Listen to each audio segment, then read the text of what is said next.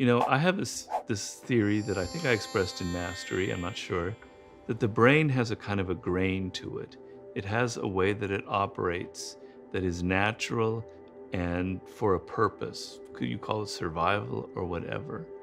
And the grain that we have is that we learn by observing other people.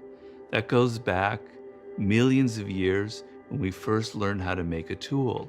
So some of our ancestors were able to carve a knife out of a stone. And then by the time they were 45, they're dead because nobody lived that long, and the skill was gone. And that's what happens to a lot of animals. The skill never gets anywhere past that. We had to pass along a skill. How did we learn that? By watching, by imitating. We looked at that person, we saw him scraping a certain direction, our mirror neurons went into action, and we were able to imitate and develop the skill so skills could be passed on and we humans could survive.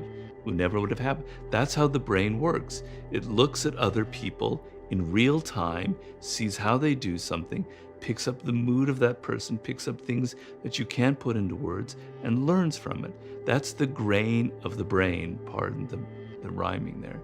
You want to work with what the brain naturally has. You want to, plug into that kind of power. And that's the power of a mentor. It can't be virtual because we humans weren't built for virtuality. We were built for picking up the moods and emotions and to actually watch that master in real time and see it. If you want to learn how to do a great tennis swing, serve, you have to watch over and over again, not on your video screen. You have to see everything in real time.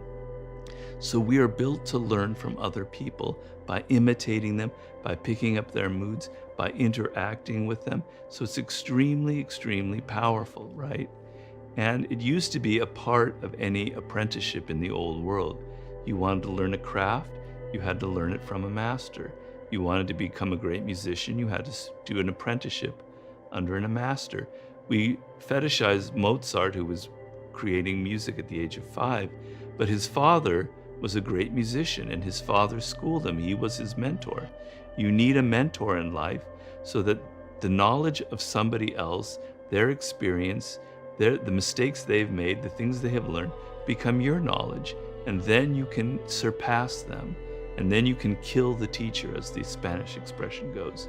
You want to become the master and then kill him and become your own master. So we live in a culture where people don't respect authority, where people think, I can just do it myself, man. I can just get on the internet. I can learn what I need to have. I don't need to go out there and find, but it's basically your laziness and your fear of confronting someone who really knows their field as opposed to you who knows shit, right? It's really your fear that's speaking, not your pomposity and your superiority.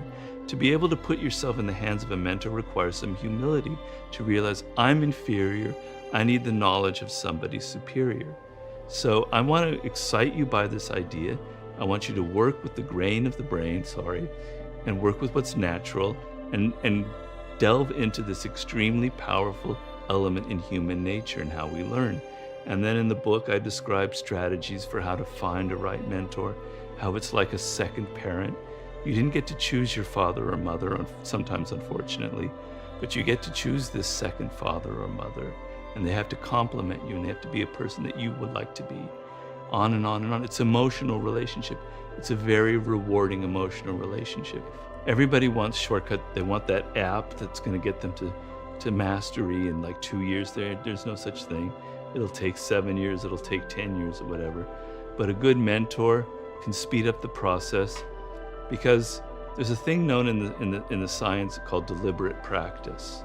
When we practice our skills to become great, we tend to only practice those skills that we're already good at. So it creates a lopsided skill. And there are things that we're not good at. And deliberate practice means practicing those things that you're not good at. And only a master or a mentor can see what you're not good at and can say, Robert, you need to start working on this kind of writing because that's the worst part of you. I know it's painful, and that's a shortcut because now you're developing something that's weak. They can say, don't go down that avenue. Don't write that book because that's going to waste time. They're going to save you from wasting time. So instead of 10 years with a good mentor, maybe it'll take 7 years or something like that.